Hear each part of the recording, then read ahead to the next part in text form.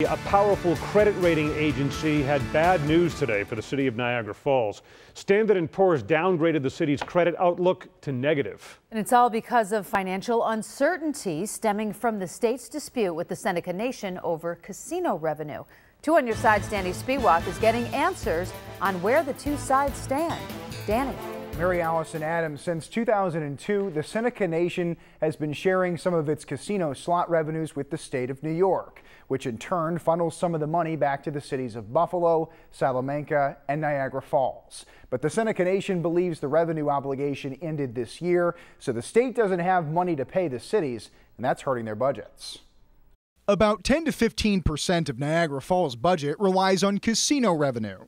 Because that money stopped flowing, S&P now considers the city's credit outlook negative. That means it could be much harder for Mayor Paul Deister's government to borrow or lure private investors.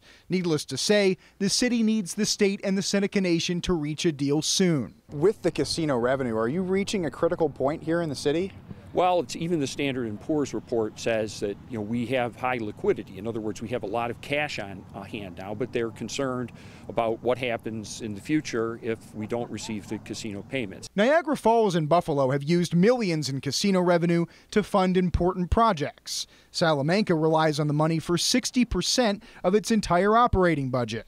Seneca Nation President Todd Gates says he's conscious of that, but that it's the state's responsibility to pay the cities, not theirs. The cities are kind of caught in limbo. Does that give you any motivation to get a deal done? No, I mean, we've talked to all of our local representatives here, and they want it to get done, and we're looking at a path forward. There is no negotiation. There's a path forward that we can all come out on the winning side of this thing.